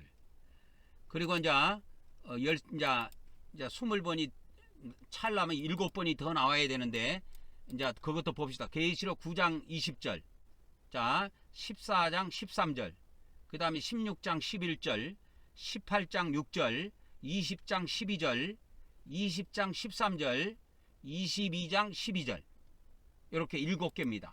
그래서 22장 12절에 마지막에 보면, 보라 내가 속혀오리니 내가 줄 보상이 내게 있어 각 사람에게 뭐요? 그의 행위에 따라 주리라. 그러니까 그의 믿음에 따라 주리라 이렇게 안 하고, 행위를 뭐라 그랬어요? 에르곤이라고 그런다고 그랬잖아요. 에르곤. 행위. 그러니까 각 사람의 믿음에 따라, 피스티스가 아니라 에르곤에 따라서 갚아주신다는 거예요. 상급을 주실 때도. 그리고 심판을 하실 때도 각 사람의 믿음을 따라서 심판을 받는 것이 아니고 각 사람의 자기 행위를 따라서 심판을 받는다는 거예요.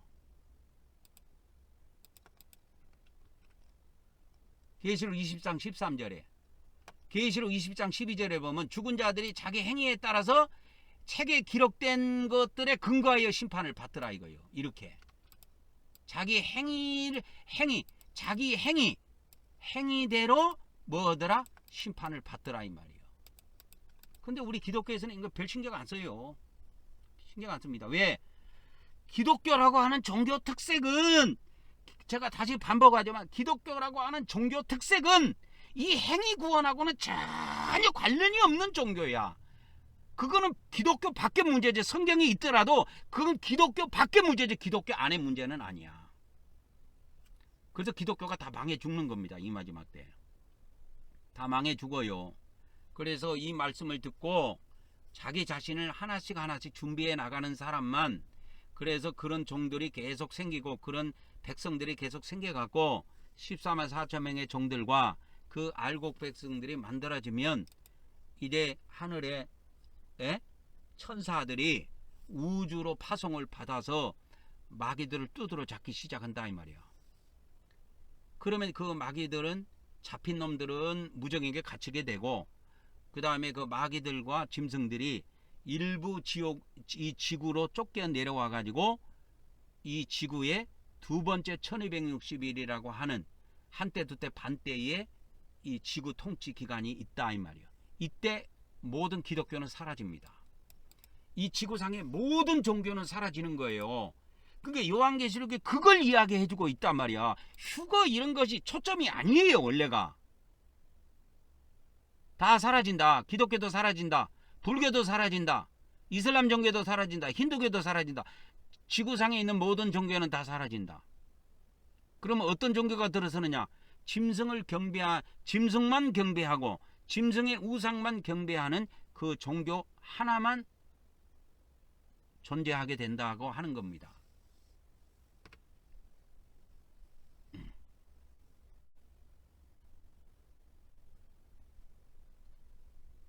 그래서 이 마지막 때에는 이렇게 마귀 역사에 의해서 종교 통합운동 이런 거 해도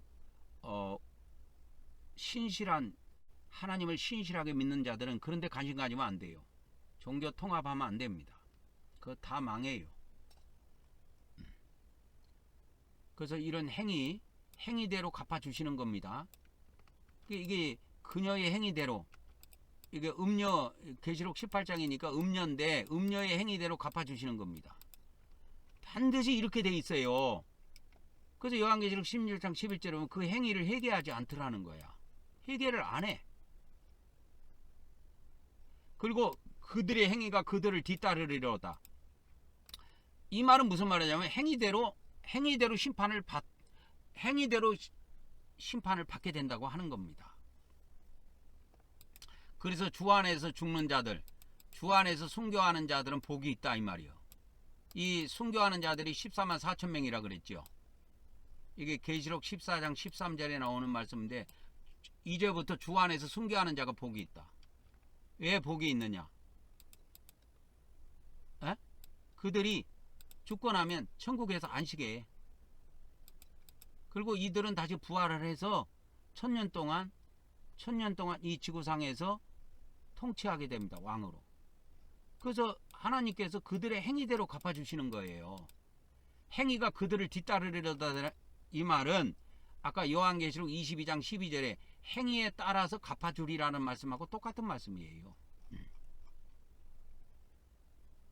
그래서 계시록 9장 12절 20절에 보면 그들이 행위를 갖다가 회개하지 않더라. 그리고 이제 여기서부터 계시록 3장 15절 2장 1절부터 3장 요까지 7개 교회가 나오는데 여기에 13번의 행위가 나온다고 그랬는데 내가 네 행위를 아노니 이렇게 이야기하는 거예요. 각 교회 목사들에게 각 교회 목사 너의 행위를 내가 알고 있다. 주님이 이야기하는 거야. 너는 뜨겁지도 않고 차지도 않다. 행위가 그렇다는 거야. 그 계시록 3장 8절에도 내가 내 행위를 아노라. 예수님께서 이 교회의 목사와 교회의 성도들의 행위를 다 알고 있다라는 거야. 그 다음에 3장 2절에 보면 하나님 앞에서 내 행위의 완전함을 찾지 못하였다. 그러니까 우리 기독교에서는 믿음으로만 구원받는다고 믿음 주장하는데 요한계시록 2장 3장 7개 교회에게 하시는 말씀은 예수님의 초점은 오직 행위에 초점을 맞추고 있다 이 말이요. 그래서 행위를 살펴보는 거예요. 행위. 내가 이 교회의 서머나 교회의 행위를 살펴보니까 완전함을 내가 찾지 못했다. 계시록 3장 1절에 내가 네 행위를 아노니. 그러니까 예수님께서는 이 행위를 갖다가 살펴보는 거예요. 각 교회의 목회자들의 행위, 각 교회 성도들의 행위를 살펴보는 겁니다. 내가 내 행위를 가만히 살펴보니 너는 살았다 하는 이름은 가지고 있으나 죽었다. 그러니까 쉽게 말하자면 내가 이름만 기독교인이고 이름만 목사고 이름만 기독교인이지 너는 이미 죽은 자다 이거요. 그래서 그 기준점이 뭐냐? 행위야. 근데 우리 개신교는 이 행위라고 하면 다 잡아 죽이려고 그래. 왜 그러냐면 그건 기독교 목사들이 못돼서 그런 것이 아니고 기독교라고 하는 이 종교 특성 때문에 그렇습니다. 기독교라고 하는 이 종교가 출발할 때부터 어떻게 출발했냐? 루터부터 출발을 했는데 출발할 때부터 야 우리는 믿음으로만 구원받는 거야. 행위 이런 거 없어. 그리고 뭐 공의로 구원받는 거 이런 거 없어. 우리는 오직 은혜로만 구원받는 거야. 이렇게 하는 사람들 모여 해갖고 만들어진 것이 기독교야. 개신교야. 그래서 지금까지 유지되고 있습니다. 앞으로도 유지가 되어 나갑니다. 언제까지? 짐승시대가 와가지고 짐승들이 이 전 지구상에 있는 종교를 무너뜨릴 때까지 기독교도 그때까지는 존재합니다. 그래갖고 그 짐승 외계인들에 의해서 기독교도 없어지고 불교도 없어지고 유대교도 없어지고 이슬람교도 없어지고 힌두교도 없어지고 다 없어져요. 뭐 종교가 아니라고 하는 그 유교 이런 것까지 다 없어져요. 그래서 지구상에 있는 모든 경전들은 다 불타게 되고 모든 성전에는 신전과 모든 성전에는 짐승의 우상이 들어서게 됩니다. 그래서 계시록 2장 26절에 보면 이기고 나의 행위를 끝까지 지키는 자, 나의 행위를 끝까지 지키는 자에게는 민족들을 다스리는 권능을 주겠다. 계시록 2장 23절에 내가 내 행위에 따라서 각 사람에게 갚아주리라. 그러니까 행위에 따라서 갚아주신다는 거야. 이게 요한계시록의 한결같은 주제예요. 그래서 요한계시록의 구원은 행위가 기준점이다 라고 하는 거예요. 믿음은 4번밖에 안 나와요. 행위는 20번 나온다. 2장 22절. 그래서 내 행위를 이거 행실이라고 번역했는데 행실로 하지 말고 행위로 바꾸시기 바랍니다. 킹제임스 이거. 그래서 내 행위를 회개하지 아니하면 대환란 속에 집어 던져버리겠다는 거예요. 여기 대환란이 나오지요. 큰 환란 속에 던지겠다. 대환란 속에 던지겠다 이 말은 여기 교회입니다. 믿는 자들 예수님을 믿는 자들이 대환란 속에 들어간다는 것을 말씀하신 겁니다. 대환란 속에 들어갑니다. 우리 기독교에서는 뭐 대환란에 안 들어간다고 자꾸 뻥치고 있는데, 그래서 환란 전에 휴거된다, 뭐 환란 중반에 휴거된다, 뭐 그런 이야기 했었는데 다 거짓말이요. 예수님을 믿는 자들이 대환란 속에 들어갑니다. 이게 성경이에요. 그러니까 회개한 사람은 안 들어가. 온전히 자기 행위를 회개한 사람들은 안 들어가. 근데 기독교는 행위를 회개하는 걸 별로 그렇게 신경 안 써요. 그래서 계시록 2장 19절, 내 행위와 사랑과 성김과 믿음과, 여기 믿음이 한번 나오지요. 내 인내와 내 행위를 아노니 마지막 것이 처음 것보다 많도다. 그래서 계시록 2장 13절에 보면 내 행위를 알고, 그러니까 이거 개정성경에는 이게 없습니다. 내가 거하는 것을 아노니 이것만 있고 내 행위를 알고, 이거는 없어져. 빼버렸더라고. 근데 이게 다수필사본에는 이게 있습니다. 그래서 예수님께서 교회 성직자들의 행위를 알고 있다라는 겁니다. 그리고 각 교회 성도들의 행위를 알고 있다라는 거예요. 계시록 2장 9절에 여기 보면 행위와 환난과 궁핍을 알며, 이게 나옵니다. 근데 우리 개정성경에는 이 행위를 빼버렸어. 없어. 그래서 환난과 궁핍만 나옵니다.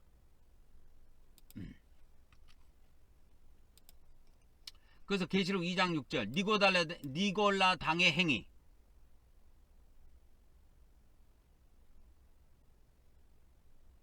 니골라 당의 행위를 미워한다는 거예요. 계시록 2장 5절에 내가 어디서부터 떨어졌는지 기억하고 회개하여 처음 행위를 가지라. 예수님이 여기에서 중요한 것은 뭐냐면 처음 행위를 가져라, 처음 믿음을 가져라, 이렇게 안 하고 행위를 강조한다니까, 요한계시록에서는.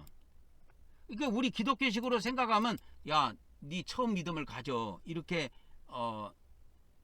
그렇게 돼 있을 것 같지만 요한계시록은 그렇게 돼 있지 않고 처음 행위를 가져라, 처음 행위를 행하라, 이렇게 되어 있습니다.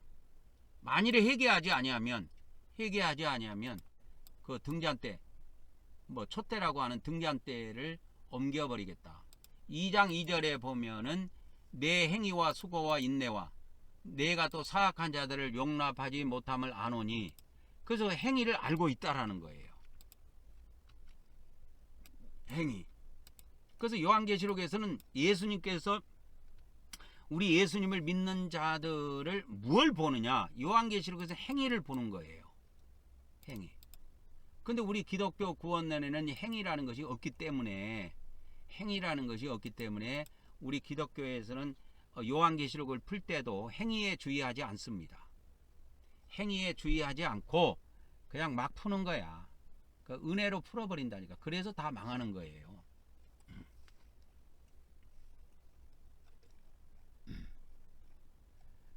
그러면 이제 오늘 말씀을 이제 마무리하도록 하겠습니다. 사도 바울이 고린도전서 3장에 보면은 10절에서 15절에, 이게 우리 기독교에서는 난해 성경 기절로 잡혀 있습니다. 난해 성경 기절로 잡혀 있는데 여기에 보면 행위와 구원에 관한 것이 나와요. 행위와 구원이 나옵니다. 고린도전서 3장에 나온다니까. 내게 주신 하나님의 은혜를 따라 내가 지혜로운 건축자와 같이 터를 닦아두매 다른 이가 그 위에 세우나 그러나 각각 어떻게 그 위에 세울까를 조심할지니라. 이 닦아둔 것 외에 능히 다른 터를 닦아둘 자가 없으니 이 터는 예수 그리스도라. 만일 누구든지 금이나 은이나 보석이나 그 나무나 풀이나 지프로 그 터 위에 세우면 각 사람의 공적이 나타날 터인데, 그러니까 우리가 이제 이렇게 해서 이 세상에서 신앙생활 하는 거를, 이 행위를 보석으로 비유한 겁니다. 터 위에 집을 짓는 것으로 비유한 거예요. 그거 행위라니까. 그래서 고린도전서 3장 13절, 14절, 15절에 나오는 이 공적은 전부 다 행위로 바꿔야 돼요. 이게 에르곤이라니까, 에르곤. 그래서 각 사람의 행위를 이제 심판하는데, 그러니까 우리가 죽으면 사후에 그리스도 심판대에서 행위 심판을 한다니까. 행위 심판을 해갖고 심판의 결과 이제 천국과 지옥으로 나눠진다 이거요. 이게 성경의 정확한 해석이에요. 기독교는 이렇게 해석 못합니다. 저만 이렇게 할 수 있는 거예요. 기독교 목사들이 이렇게 해석 안 해요. 왜? 기독교는 행위 자체가 없다니까. 그래서 천국을 이야기할 때도 그냥 믿음으로 들어간다고 이야기해야지 행위로 들어간다는 말을 못 써요. 왜? 기독교 목사들은 그걸 쓸 수가 없는 거예요. 왜? 기독교라고 하는 종교의 특색은 뭐예요? 자, 믿음으로만 구원받는 사람 모여. 자, 은혜로만 구원받는다고 믿는 사람 모여 해갖고 만들어진 종교라니까. 그래서 그 외에는 취급을 안 해. 쉽게 말하자면 여러분 이런 거 있잖아. 자, 여러분, 자, 우리가 금은방에 가면 금반지 이런 거 팔죠. 금목걸이 팔고. 그런데 저 합판집에 가면 합판만 팔아요. 그 나무만 판다니까. 그러니까 우리가 나무를 살려면 어디 가야 돼? 합판집에 가면 돼. 그런데 우리가 보석을 살려면 금은방에 가야 돼. 그러니까 이렇게 이 세상에서도 모든 것이 파는 것이 정해져 있는 것처럼 기독교라고 하는 이 종교라고 하는 이 기독교라고 하는 이 종교의 특성은 뭐냐면, 야, 믿음으로만 구원받는다고 하는 사람들 모여. 자, 은혜로만 구원받는다고 하는 사람 모여 해서 만들어진 종교예요. 그렇게 출발을 한 거야. 그래서 행위구원 이런 건 기독교에서 아예 취급을 안 하게 되어 있어. 그러니까 목재소에 가니까 금은 보석은 취급을 안 해. 저 합판집은 합판이나 이런 목재나 이런 걸 팔지.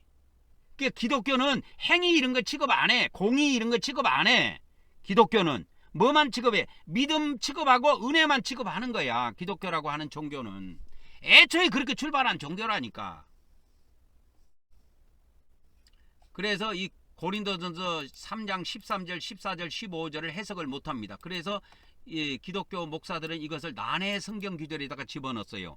베드로전서 3장 뭐 예수님이 영으로 옥에 가서 뭐 옥에 있는 자들에게 복음을 전파했다. 그것도 난해 기절. 이것도 난해 기절이 들어갑니다.